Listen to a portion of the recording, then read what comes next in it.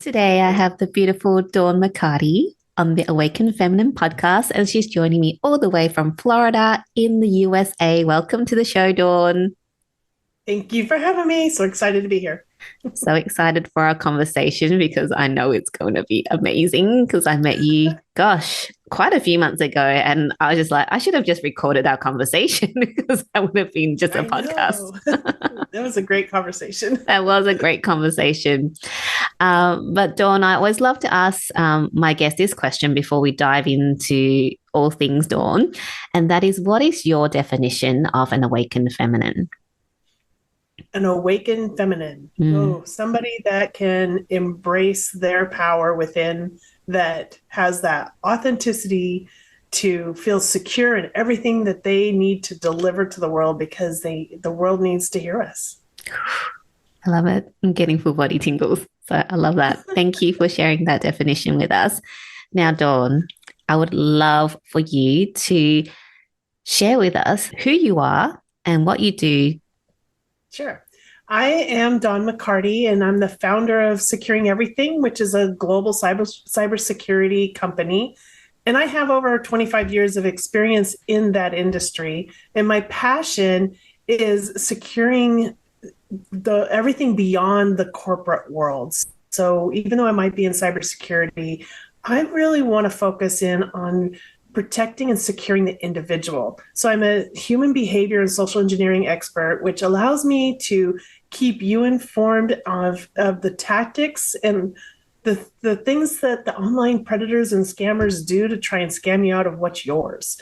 So I've created a Safe Online Security Academy and the Digital Safe Zone. So I can help educate the average person, the non-industry expert, because I think that's our biggest group of people that if they knew how to protect themselves online, their data and their identity and their children, we would have such a big force of people helping to make everyone feel safer online. So that's a little blurb of what I do. Mm, I love what you do. And the story behind what you do is so powerful. So I would really love for you to share with our audience why it's so important. Like, how did you start? Why are you so passionate about this? And yeah, how you got into this work. Well, it's for a long time, I felt like I had no idea why I was in this going this direction and why I went through the not the cyber, the criminal justice school. I got 2 degrees in criminal justice, and then I found out I'm afraid of criminals. So why am I in this industry?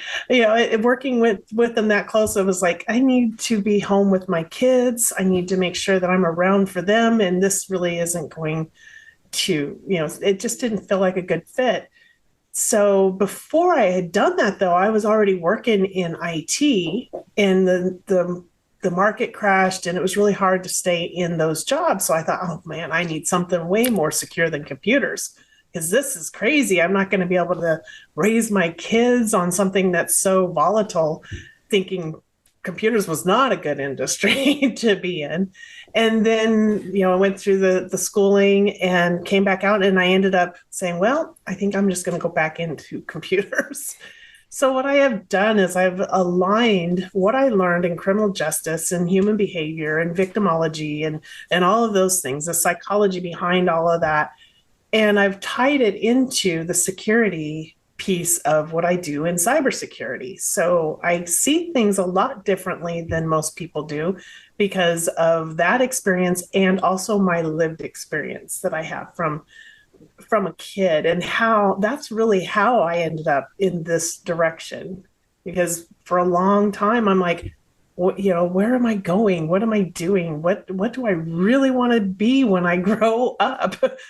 And it was really kind of a distant thought where I just didn't know what that was or what it looked like. And I was just raising my kids until 2020 came, and we were, the world changed.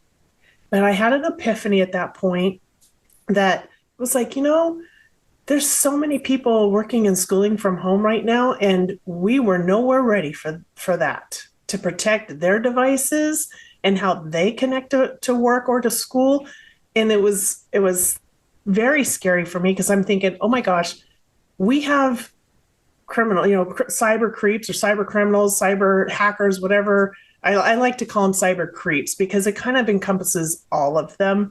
Mm. And it's a little less um, industry terms, or it's the lingo when you call someone a hacker, because we have good hackers too. So I'm just going to call them cyber creeps. So we have a lot of cyber creeps that are constantly coming after corporate America data.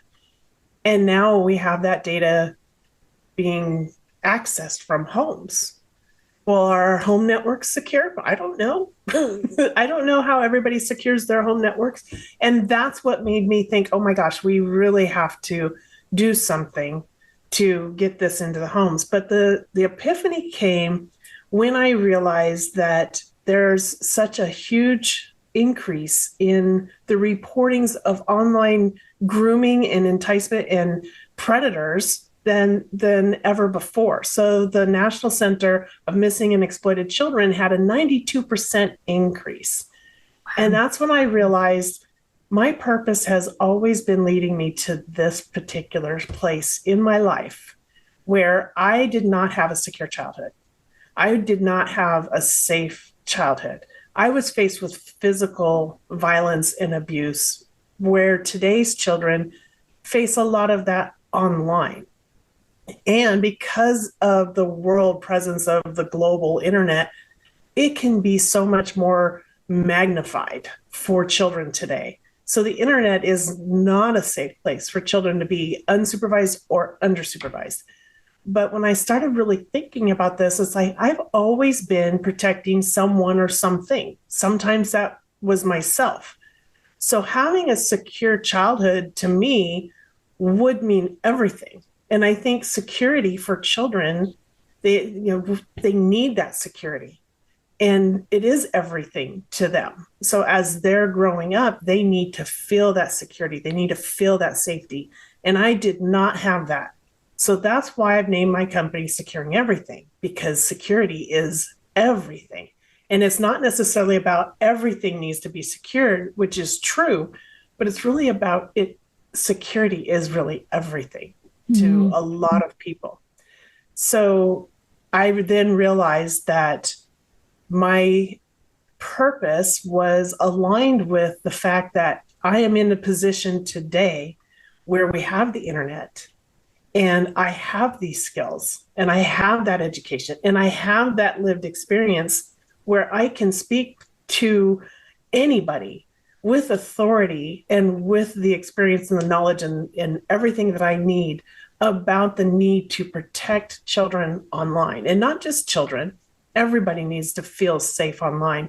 So I want to make cyber simple, because the simpler I can make cyber for individuals, they know somebody that has children.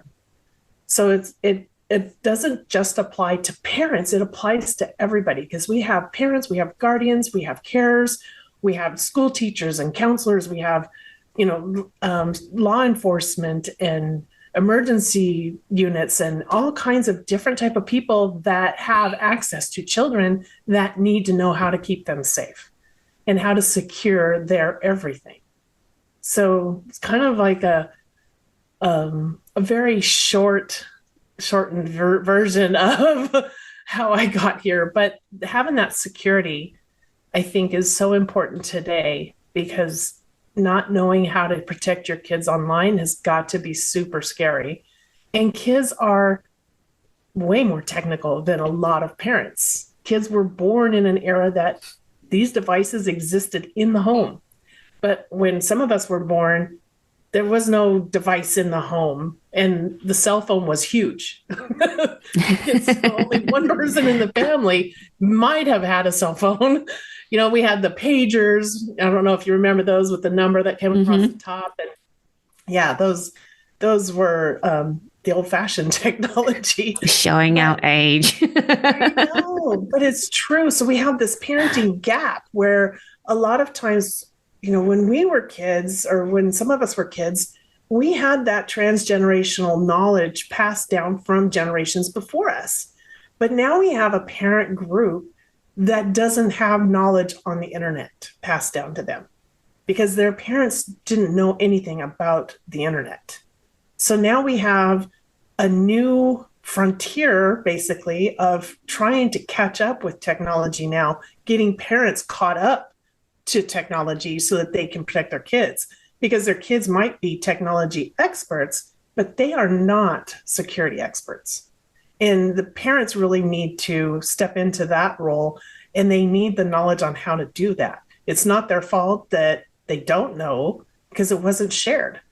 So now, as an expert, that's what I'm bringing. I'm bringing that cyber made simple to average people, normal people, somebody that doesn't work in the industry but just needs that information because I think it's everybody has a right to be safe online. Yeah. So there's that.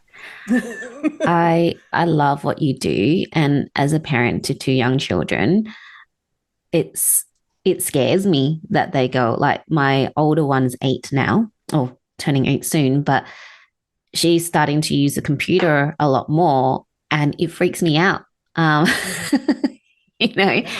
um, luckily she's not on any like social media or any type of things, but I did have her on Skype so that, if I duck out quickly, then she has a way to call me. And I think she was on the computer one time and some random person messaged her and she freaked out. And she's like, "Oh my God, mommy, I don't know who this is."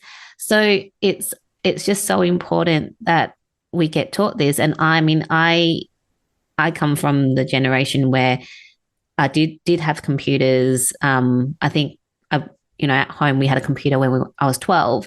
So I, kind of grew up getting into that digital age. So have a bit more understanding. But if you ask me about security, I don't know.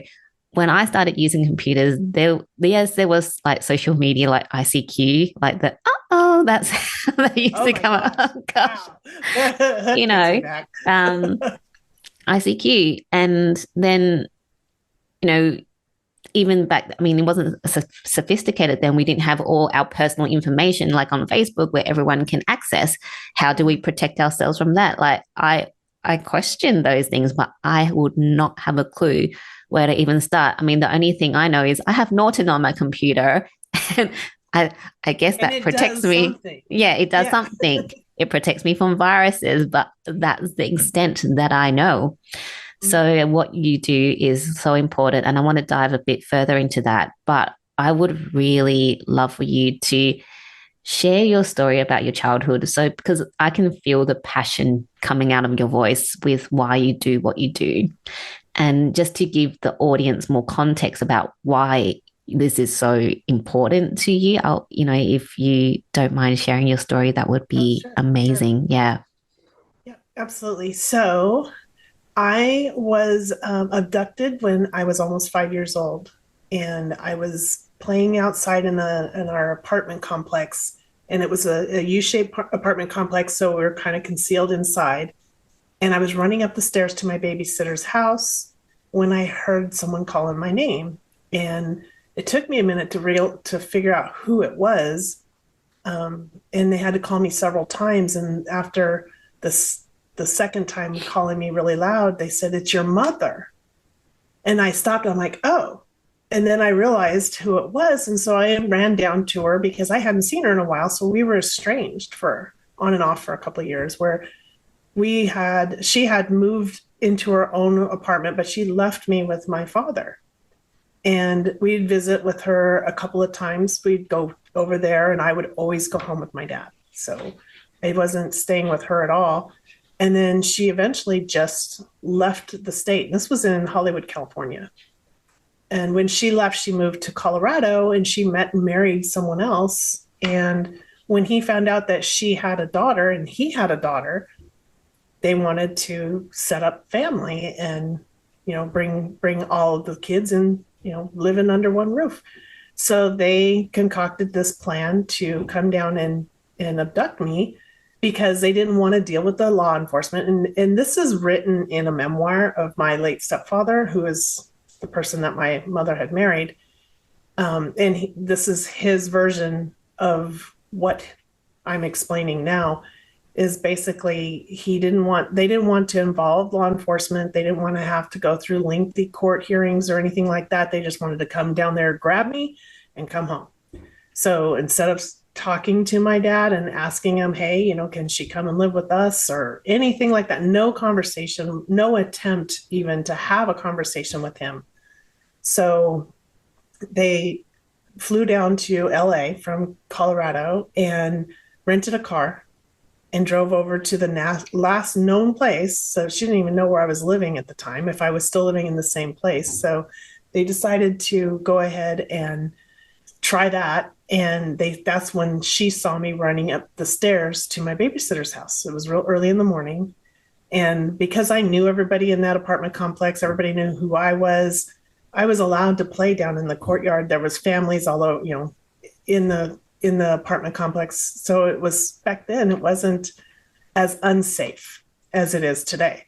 So as soon as I ran down the stairs and reached out to her, she was reaching out to me, she grabbed me and ran to the car that her husband was waiting in so that we could make a quick getaway. So as she's throwing me into the front seat of the car, she's pushing me closer and closer to this strange man in the middle of the front seat. As she's climbing in behind me, I'm trying to back out. She's trying to come in, and she's telling me, this is your new daddy. And she's full of excitement and I'm sure anxiety because they just nabbed a kid off a stairwell in Hollywood, California. So she's telling me this is my new daddy and asking me if I want to go on a boat ride. Well, I'm freaking out, traumatized, and I'm just shaking my head more than likely. This is her story, her version of it, that I was just accommodating, going, yeah, let's. But I remember, I was almost 5 years old. I remember how terrified I was. And I was scared to death of this strange man who had this massive mustache and these big pilot sunglasses. And I didn't want anything to do with him. I'm thinking, he's not my daddy. And I just wanted out. So they drive me down from Hollywood down to San Diego, and we hit out on a houseboat for a week. And I was petrified of being on the houseboat because to me it felt like an earthquake. And just a few years prior to this, we went through one of the big earthquakes in LA, and I kept reliving that fear on this houseboat. When they finally felt safe and the investigation was dying down because the FBI was involved, there was all kinds of people volunteering to, searching for this missing child from Hollywood, California. And they didn't want to take any chances at the airport. So they wanted to wait it out a little bit. So when they felt like the investigation was dying down a little bit, they moved to an airport where there was a private airplane that was ready to taxi and take off as soon as I was on board. So once we took off, that whole world and where I lived in California disappeared. It dissolved into thin air. And then I ended up landing in Boulder, Colorado. We lived in Broomfield, and I had a new house. I had a new bed, new clothes, toys, a new family, a new dad, and now a new stepsister. And the stepsister was not happy. She wasn't happy that her father married my mother to begin with. That was already a pain for her. And she was 10 years older. So I'm almost 5, she's 10. And she hated my mother, and then she hated the fact that she had a daughter on top of it. So I was instantly the redheaded stepchild and, tortured by this person who beat me up and violently abused me for the next 8 years. And when I was in 6th grade, and she never got caught. She was so good at just the way she did it. They never actually saw her do anything. So I would get punished for screaming when she punched me. So it was a double whammy. I was, abused by her, beat up by her, and then, smacked by my mom for scaring her with my scream. Because it was, when you hit somebody that hard in the muscle with, I think she used to call it the frog, where she'd have a knuckle up real high and she would she'd punch that into my leg muscle, and it made me scream. It hurt. And because of that startling scream, my mom would turn around and slap me Wow. for scaring her. So this went on, over the next 8 years, that type of abuse, not necessarily the same kind, but I was in sixth grade and she was a senior in high school getting ready to take her finals so she could graduate, she wanted to sit outside in the sun. And I thought that was funny because she's strawberry blonde and blue eyed and very fair skinned, and she just basically burned and peeled. And I kept thinking, why are you going to sit outside? That's just torture. And so when she went out the sliding glass door, I shut the door and I locked it. It was a joke. I wasn't going to leave her locked out, but I was just feeling feisty, I guess, that day. And sometimes I've questioned myself about, you should have known better, Dawn. You should have known better than to lock her out, than to do anything that would jeopardize your safety. So over the years, that always molded in the back of my mind, but it was not my fault that I was attacked by this person. So when she realized that I locked her out, there's a glass door between me and her, and her face would basically just morph into what I called and referred to her often as the demon. She had features that changed, like the distance between her nose and her lip and the circles under her eyes, her cheekbones. It was just the weirdest thing. But as soon as in the eyes, as soon as I saw that, she is at the screen door with her nose nearly touching it, and I'm standing there with my hand still on the lock. So I'm pretty close to the door myself. But I felt like I was looking at the alien creature that you see on the movies Yeah. that just was about to devour me. And I thought, there's only a piece of glass between me and her. And I instantly knew my life was in danger. And she turned around and bolted around the house with almost unhuman-like speed. It was just the weirdest thing. And I thought, oh my gosh, I need to get out of here. So I ran to the garage and got on my bike, went out the back of the garage door and around the corner. And she had been taking in the front door, and it was a solid oak door with solid oak frame. She laid that door flat inside the foyer to get to me. So she tore a hole in the wall of the house to come in and get to me. And that's why I knew I was in trouble. But she had caught me as I was coming around the corner with my bike. She met me at the corner and she lifted me off my bike by my neck. And she had such strength that she could lift me up. And then she proceeded to crush in on my throat. And all I remember was the lights just kind of getting darker. The darkness just kept going until it finally just blanked out. And what snapped her out of that was when our parents pulled in the driveway and she dropped me. And when I hit the ground, I just gasped in that life-saving breath and then got up and ran as fast as I could to get away from her. And the weird thing about it is that even though our parents saw what she was doing to me, when they finally got me to come home, because I was hiding at my neighbor's house, my friend's house, when they finally got me to come home and made me sit at the same table as this person that just tried to murder me, and they told us, we don't want to hear a word about it. Here's a pen and paper, write it down. And that's it. And at that moment, I knew that my life didn't have value. Nobody was there to protect my life. I didn't have security. I didn't have safety. I didn't have anything. I just knew that I had to survive, which was questionable at times. And there's times that I just wanted to not be here. And I heard this voice about, you're going to be needed someday, when I was standing later in high school. Because after she did go to college, after she went to college, I thought, finally, I'm free. I'm free of this person. I can deal with my mother and that abuse, but I'm free of this demon.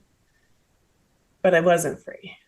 So when we moved from Colorado, we had lived in Oregon at the time, actually. We moved a lot.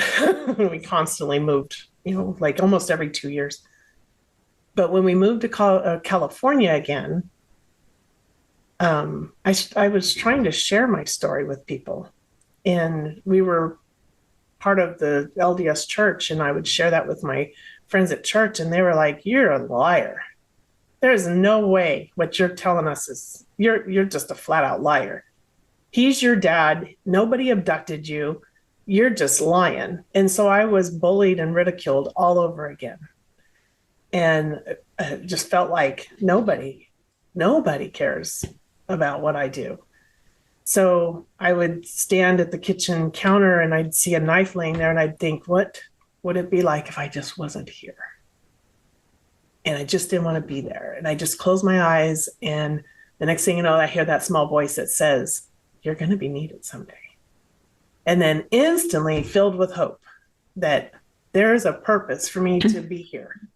So then I was like, go on. And I would do what I do. And, I'd still try to share my story and I'd still be called a liar. And eventually, you stop talking about it because nobody cares. Nobody wants to hear it. They want you to stop talking about that trauma because I don't want to hear it. It's your trauma. Just keep it to yourself. And we shut people down. That's another thing I like to talk about too, is we shut people down when they have this kind of trauma, which silences our voice. So my voice was stamped out. I wasn't allowed to talk to anybody about it. And I thought it was taboo because when I did talk about it, it hurt.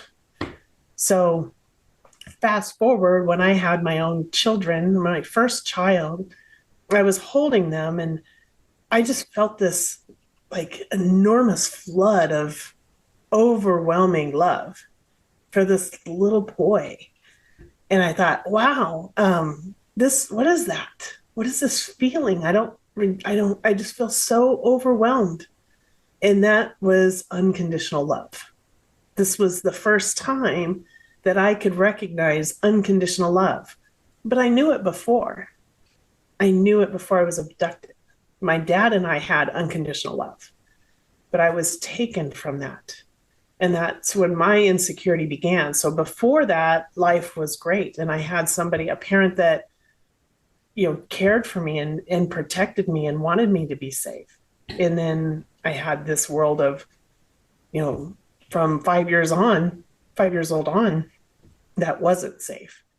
So when I'm holding this little boy, I'm like, how could someone leave this little boy? How could someone leave me? And then it started connecting. She left me. How can she leave me when this is the feeling you have when you have a child? So maybe she didn't have this feeling for me. And that's when it really kind of sunk in that she wasn't capable of that kind of love. So I was angry for a long time, very angry with how my child turned out. And I said, I am not letting my kids grow up ever feeling like they're not loved. So when they got in trouble and they wanted a hug, they got a hug. They could be still crying from being punished, or, they knew they were in trouble, so they were feeling bad about it. And they wanted a hug, they got a hug. Because I wanted them to know, yeah, what you did was wrong. And I want you to learn from that. But no matter what, I always love you. So I didn't discipline my kids with force, with abuse. I mean, I did discipline them, but not anywhere like my mother did. So it was few and far between that I ever had to, smack their butts or anything like that. They were much easier, I think, to raise than probably me.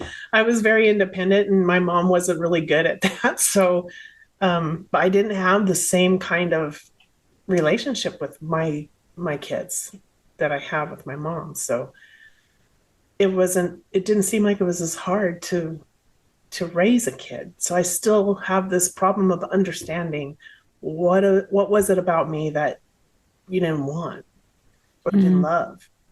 So you have this self-doubt that's still lingering because it's unresolved.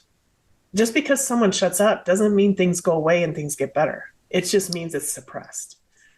So fast forward again, I start working in security and all of this starts coming through, and I finally find my dad in 2016. And that's when I'm able to really do some healing. The healing wasn't ever going to be possible without finding him, because he's the key to what I needed healed. Yeah. So finding him gave me an opportunity to learn about myself, who I was, and most importantly, that I was always loved and he always wanted me. Now, I grew up thinking that he didn't care, that he didn't put any effort in to try and find me, that all of these horrible things that just made me give up on him, that made me feel like if he's not going to take the time for me, then why should I even bother with him? You know, all these horrible negative thoughts. And when we were able to reunite, all of that love came back. It was so familiar. And that familiarity was that unconditional same feeling that I felt for my son. So we got to spend some time together just healing and learning about each other, but only for 2 years. Because then tragically in 2018, he passed away and anger set in all over again. Now I feel like I've missed out on so much and I've been robbed of my father twice in one life. And it was just too much. It was so hard to really work through that and understand that. And you know, and I found out I had brothers and I have a bigger family, and that was so important to me. So even though it's so frustrating that I lost my father, I was blessed to have him for those 2 years, to have him long enough to do some healing that I really needed. So that healing was so important. That's the most important part of the whole journey, because it closes a lot of those wounds. And now I can focus on what was important for me as a child, the bullying. And I had my own groomer. My stepfather brought home somebody that ended up being a child predator. And he was invited into our home and sitting at the dinner table next to me. So, you know, I've had experiences with that. It just wasn't online. I had one groomer sitting at my table. I don't have a phone full of them sitting at my table like kids do today. Every single phone has a predator close by. And I think that when parents realize that there are over 500,000 online predators at any given time, and there's 74 million children in the United States, according to the 2020 census. If you divide those numbers, that's 148 kids that each predator needs to contact in order to reach every single child in the country. Not saying that that's going to happen, but the odds are all kids have some kind of contact at some point. They're that close to a predator. So this is why I do what I do, because I know what it's like from just my little experience, and amplify that by the internet and the world, the global presence of that. It's more important now than ever. So my epiphany brought me here. That all of that happened for me.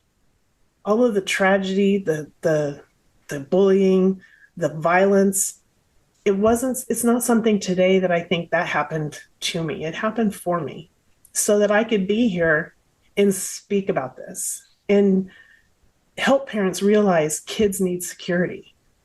They need to feel safe, and that's the parent's job. It's the parent's job to protect their kids. Mm-hmm. And I need to help them learn how to be their kids' online safety hero, to make them digital parenting pros, so that they can have a conversation with their very tech savvy kids and not feel a lack of confidence, right? You need that confidence.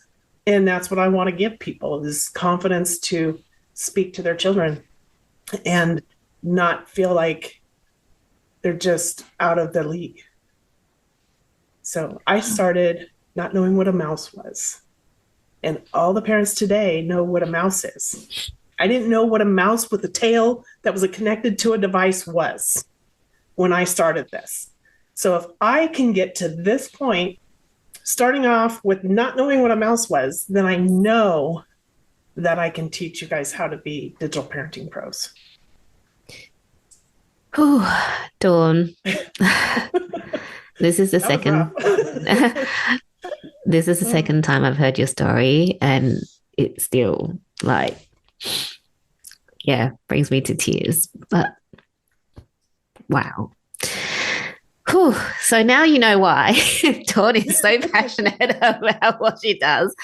Um, you know, it's just amazing the journey that you've been on. And I love how you can see it in a different perspective that has happened for you rather than to you. Because, I mean, I think all of us, every single human has a tendency to go, why did this happen to me? But for you to be able to have that perspective change, that means that you've, done a lot of healing.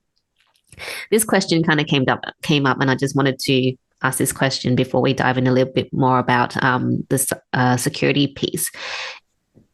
What age did you leave your mum and your stepdad? that's a good question. I was only 15 years old when I left the house, and Wow. there was some trouble with the church. I was being threatened to be excommunicated because of rumors. Now, there was some truth to some of the rumors, but they had rumors crisscrossed and information. They didn't have all of the information. And I was a minor. When you have the bishop of your church calling you and saying, we are going to put you through church court and you're going to have to sit in a room full of what was 30, 40, 50-year-old men, and I'm 15 years old, and I have to sit in there by myself without my parents while they judge me and determine whether or not I'm guilty of the law of chastity, breaking the law of chastity. And I thought, I don't want to talk about any of that with these old men. And why would I talk to, and have you talked to my parents? And they're like, nope, this is between you and us. And I'm like, that's not cool. Mm. And I copped a major attitude at church that Sunday when I found out who told the bishop and how it got there. And so when I found out it was the bishop's first counselor's wife, who I never even talked to, she just heard these bits and pieces, and she goes and she tells her husband, you go and you tell the bishop. And I'm like, I threatened to kick her ass right there in the parking lot. I'm 15 years old, and I'm like, I am going to murder this person. I was so mad. Not that I would murder that person, but I just really had it. That was my breaking point. Having this church tell me that I'm not worthy to be a member of this church. And it was just the last thing I needed to hear. One more rejection was not what I needed. So I was out. I'm like, I'm gone. I'm out. I'm leaving.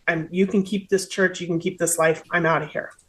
So instead of me just leaving and being homeless, we did set up and arrange for me to go live with my my stepsister, which she had already been married and had a son. So, and they were living in Hawaii. So when my mom said, would you go and stay with her instead of just leaving? I'll buy you a ticket. I was like, Hawaii? Yeah, I'll go to Hawaii. So I did. I ended up going and living with her. And that was an interesting twist because for so long I was afraid of her, but I was a gymnast. I was a varsity gymnast in high school, and I could bench press over my body weight. And she was like, I would be afraid of you in a dark alley. It's just, she was like, nope. There will be no problems here. She was afraid of me now. And she had a son, so her temperament had changed a little bit. So we were pretty close, the closest we'd ever been for almost 2 years when I lived there. And then I moved back to the mainland. And that was the only time. Every other time we've been at odds. So for that little brief moment, we got along for the sake of, I think, for her kids. And she was really terrified about disciplining them because I think she was afraid she couldn't stop once she started. So I think what happened with me kind of stuck in the back of her head. And she thought, if I start that with my own son, will I be able to stop? And it was scary. So just a few years after that, she ended up getting a head injury. And then she was finally diagnosed with bipolar and schizophrenic tendencies or something. I think yeah, schizophrenic tendencies. So what I knew was that she was a demon that kind of morphed in front of my face. Nobody would believe me about that. But now we know that it's part of her like genetics. She Mm. inherited this from her grandmother who had DID, and she became a completely different person and ended up dying as that other person, not even Oh, recognizing or ever living in her real identity. So it was passed down through that. So I can understand, the problem that was there, that she was not getting the help she needed. I was not getting the help I needed. When yeah. I was injured, I wasn't taken to the doctor unless I broke a leg. That was the only time my mom took me to the hospital. When my head was being bashed into the ground, I didn't get a scan to see if I had a concussion. When she strangled me, right there in the front yard of our neighborhood, they didn't take me to the doctors to see if I was okay, if I had any brain damage or anything like that. Nothing. So they didn't get her help either. And Yeah. her mom left her with her father. So it gets Mm. ironic from here. So now we have this similarity, and I have to feel that, a lot of this, it wasn't her fault, even though she's the one that carried it out. So I'll never forget that. Mm. But if you look at the epigenetics and if you understand how trauma is carried out through DNA, she had a mental health disorder that went undiagnosed until Yeah. she was in her 20s, and nobody got her help. So I feel for that. I Mm. will I will feel for that. I don't condone what she did, never will. But I can at least pause and understand that some things were not in her control. Mm. Yeah. And I blame who didn't get us help. Yeah. So they're more responsible. Her father is more responsible than she is, because he never even thought anything of it. He chalked this all off to be sibling rivalry, and he didn't want to deal with it. Neither one of them were they didn't want to be parents. They liked the optics of being a parent. They liked the sound of being a parent, but they don't actually want to be the parent. Yeah. So that made things pretty difficult.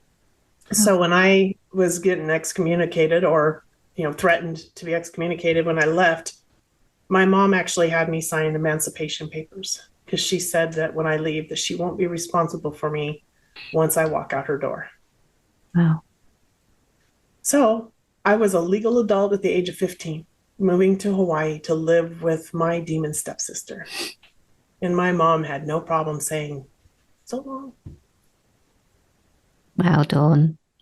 I didn't know that part of the story, but wow, like the things It that you just have keeps gone going. through is just completely mind blowing to me.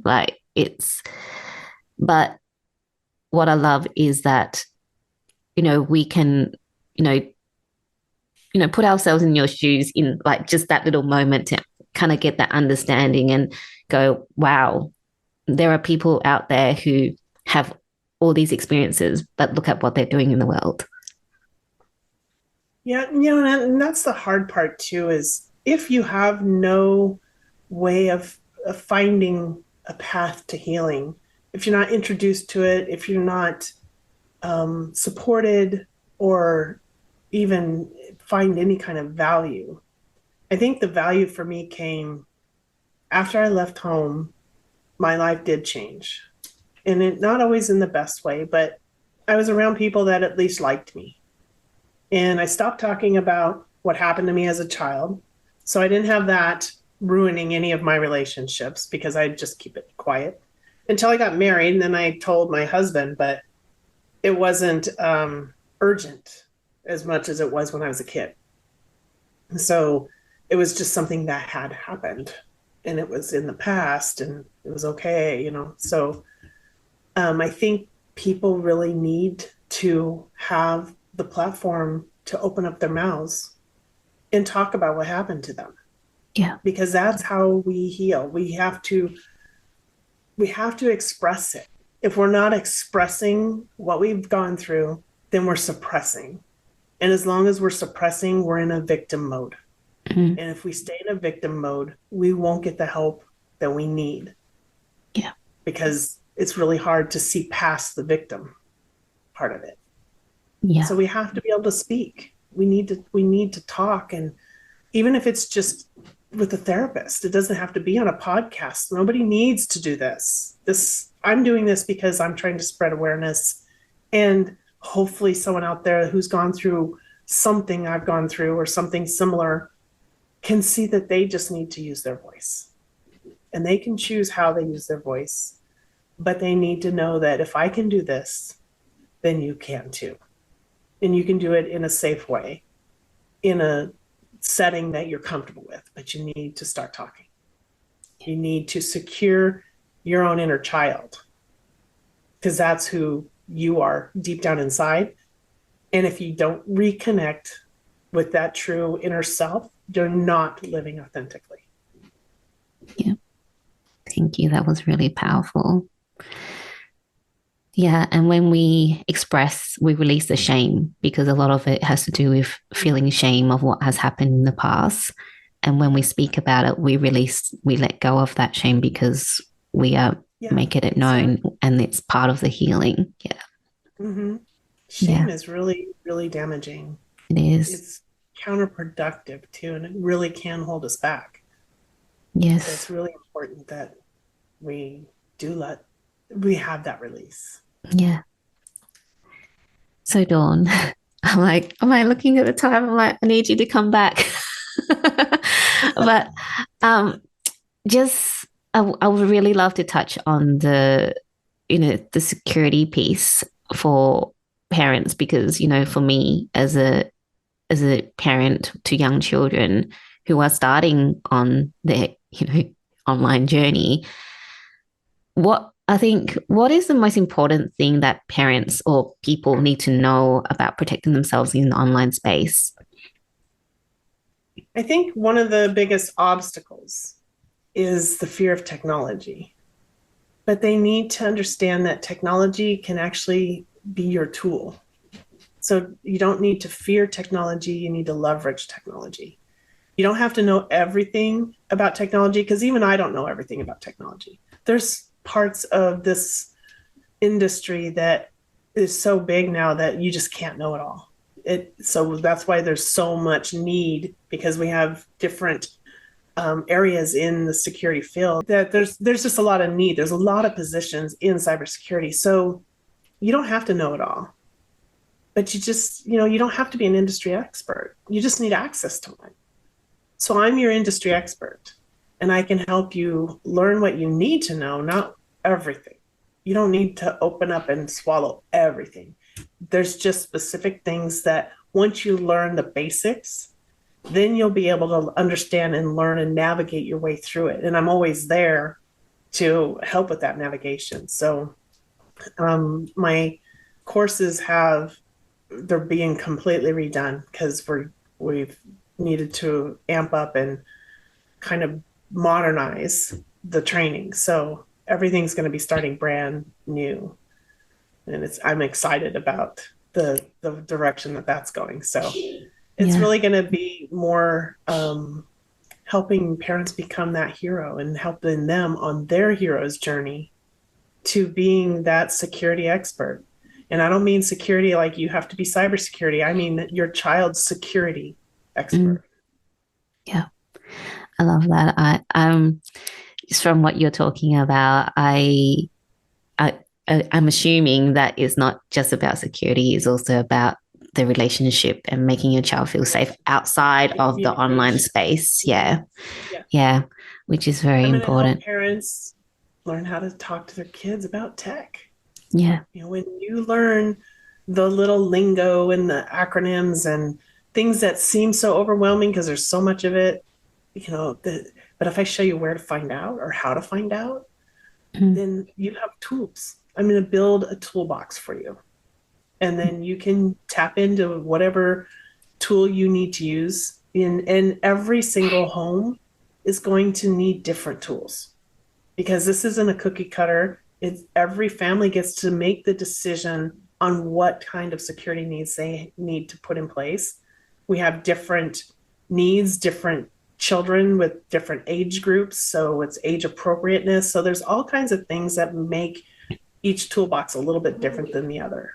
Some parents may not want, like my kids, I was in criminal justice and a cybersecurity person. My poor kids did not have MySpace. They were not allowed to even have, they had a shared email address, but they were not on Facebook until they were adults. In fact, I wasn't even on Facebook until 2015, 2016, like 2015. And that's where I found my dad. So I should have been on Facebook maybe sooner to find him, but with all the stuff that, I hear about all the time as a cybersecurity person. And then with the criminal justice side, it was like, oh, you are not going on. Nope. That social media stuff is dangerous. Yeah. And in a way it is. It still is. It still is very dangerous. And one of the analogies I use, and I'll do this real quick, but when we set our kids in front of a computer screen, so this screen right here, you're looking at me, but where am I? I'm on a different side of the world. I'm in a different hemisphere from you. And we are sitting less than 2 feet away from each other. Yeah. So that is pretty astounding. That's pretty significant. And it's amazing that we can do that. And we should be able to. There should not be any problem or any reason why we can't do this. The problem comes in with those cyber creeps. And those cyber creeps are trying to ruin that and take that away from us and take the security away from our kids.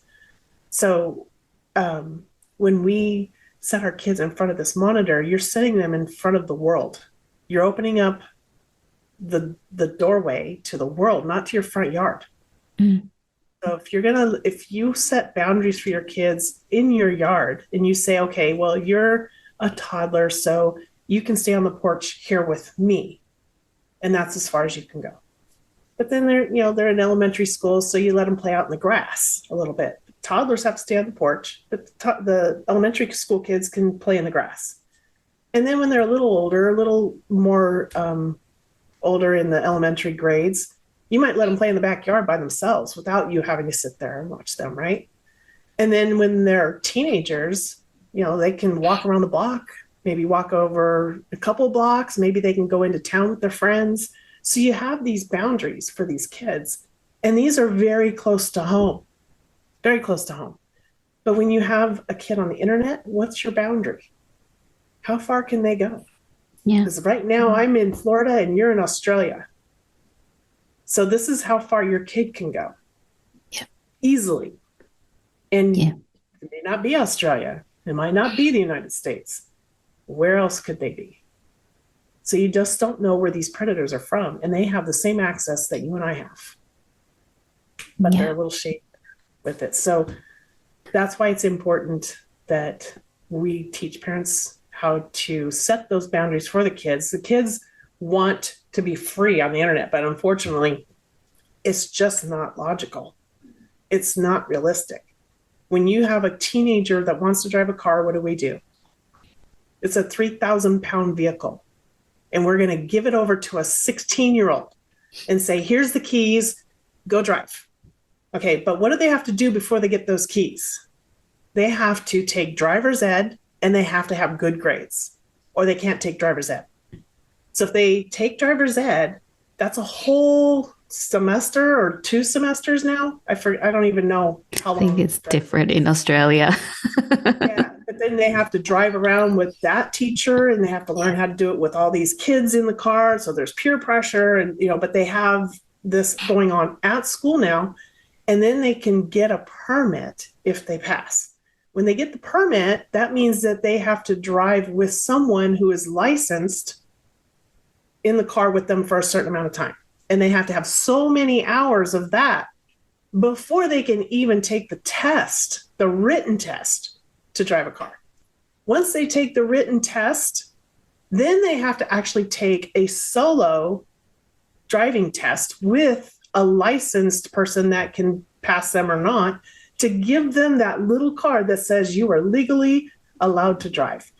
So take all of that we put these kids through before they can drive a 3,000-pound vehicle that can really cause a lot of property damage or bodily damage. But when you compare that to the internet has a lot more damage that, possibilities. There's a lot more crime that happens. There's a lot more depression and anxiety and social situations that are appearing left and right. So there's a lot of emotional and mental health concerns. This wellness is really becoming a very big concern, but we're not even making them take a test. When they're old enough to hold on to a device, we're handing it to them. We're saying, here you go, watch Susie Q, watch Elsa, watch Elmo. It's entertaining and it's fun to watch our kids be excited about watching something like that. Sometimes it is a pacifier, but we're not thinking about that scroll that they're going to learn to do next. And they're going to click on that Elsa picture because that's their favorite. But guess who cyber creeps are using for their video thumbnails? They're using Elsa. Yeah. Because they know your kid will click on that picture. So these are things that I think we have to help parents realize, that you have to be a step ahead of those cyber creeps to keep your kids safe. Oh, so much gold there. And, and that's why I prefer my kids watching TV over having a device. They actually I don't actually even have an iPad at home. I only have laptops, and she can only go on to do certain things on there. So, yeah. But at the same time, I also know, like, this is the world that she needs to learn about it as well. So what you do is so important. We can't take it. Yeah. We can't take it from them. Technology is part of their world. Yeah. And it's only going to increase. What we have to do is teach them how to use it safely. And when they're young, that means keeping them in an age restricted or age appropriate group of technology. Yeah. So nobody that's under the age of 13 should have a cell phone. Yeah. There's just so much. Now, I know we're giving it to kids at 10, and it's handy for us to be connected, and parents want to be connected. They want to be able to call their kid anywhere at any time, no matter where they are. I get that. I totally get that.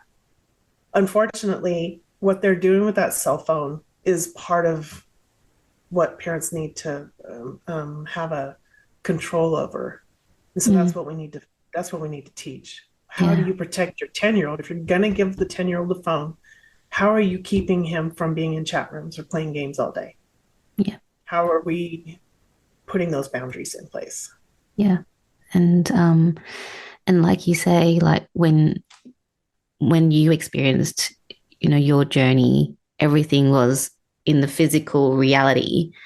Now there's, as you said, you're opening up, anyone can bully you. It's not just, the person in your class. It's not just your sibling, step sibling. It is the whole world being able to bully you if they so wish to. And these people, these people hide behind personas that is not even them, is not their real name. You don't know who they are. Yeah. So anybody can create a profile, and we see the type of reaction people give if you say something they don't agree with. We call them cyber trolls, where they just come off and really just attack. They go on this attack, like this emotional attack. And kids are not emotionally developed, and they're not capable of handling these situations until they're way into their 20s, 25, 26, 27 years old, before that frontal cortex really develops enough for them to actually make sound decisions and to think of security. Kids are curious by nature, which makes them spontaneous, and they're not thinking about security. Technology is all the wow right now. And the better the device, the more popular they are. I got this, I got that, I use these, I use this, I have that account. Nobody wants to say I'm not allowed to use a cell phone. That's hard in this day and age. Yeah. So we can't say don't do it, We just have to make sure that we're doing it as safe as possible. Yeah.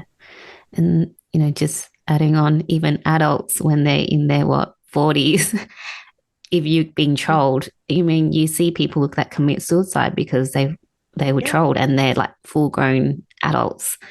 So it's My not, flagship course talks about cyberbullying, especially for children, and it's specifically on Amanda Todd's story. I don't know if you know who Amanda Todd is, but she was blackmailed basically for a nude selfie, and it turned into a very tragic story. Now, Amanda's parents, they cared and they wanted what's best for her. They wanted to keep her safe. They did everything they could to help her. But this cyber creep just wouldn't stop. He wouldn't stop harassing her. He kept finding her, and she just wasn't able to feel safe. She wasn't able to feel secure. And at that point, it wasn't because of her parents at all. It was because this cyber creep had the reach. And at that point in time, we hadn't progressed into technology the way it is today. So not all the tools are available then that are now. And I think it's great that we do have some of these tools, but sometimes those tools can be overwhelming. Like, which one do I really need? Which one works, the best? Well, it depends. What do you need? Do you need to do, are you just protecting a 3-year-old, or are you protecting a teenager? And then what other types of tools do you want to apply? Are you wanting to, block? Are you wanting to have monitoring done? And to what degree do you want that monitor? So it's a lot of personal preference that we have to build into it. yeah. But learning that is overwhelming. That's why you need access to a cyber expert. To Dawn. Oh, Dawn, I can talk to you all day, but I'm just looking at the time and I need to wrap it up. So just a couple more questions for you. The first one is, what would you like our audience to take away with them from our conversation today? I want you to walk away with the confidence knowing that you can be your security expert for your kids. You just need a little bit of knowledge in a toolbox. Thank you. Very, very important. And Dawn, what is currently setting your soul on fire? Oh, the digital safe zone right now. I have Yes. created a digital safe zone that just kind of incorporates a lot of what I'm doing. And so depending on which zone you're interested in, that's where you go. So I have a digital parenting zone, and I have some, technical training, security 101. So if maybe you don't have kids at home, but you still want to learn how to protect yourself, or maybe you have access to other kids or family members that you want to keep safe, elderly family members that we need to keep safe. We have a lot of scenarios that we need to focus on. So right now I am in, content creation mode, just really kind of building and putting all this new stuff out there. So Yeah. that's what's got me on fire right now. Can't wait. Can't wait. Because I'm definitely interested in what you have to offer. And Dawn, so I'm just so grateful for our conversation today. You're just such a beautiful human and just whew, like just amazing, beautiful human. Thank you for sharing your love and wisdom with us. If people want to know more about you or how they can get access to, your course, where's the best place to find you? You can go to securingeverything.com, and that's my webpage, and it has some information there. We're rebuilding everything, so we don't have a course that we're starting yet, but it's going to be soon, hopefully this summer. Going to be kicking things off towards the end of June. June is Internet Safety Month, so I'm going to be trying to put out a lot of content about that and keeping kids safe online. So we have different timeframes of the year that we focus on certain things. So we have Cybersecurity Awareness Month that we do in October, which is focused on a lot of businesses. But Internet Safety Month is really about keeping kids safe online. Nice. Thank you so much, Dawn. I'll have all your details in the show notes so people can reach out to you. Thank you once again for this wonderful conversation. Oh, absolutely loved it. Happy to be here. Thank you so much for having me and listening to the story.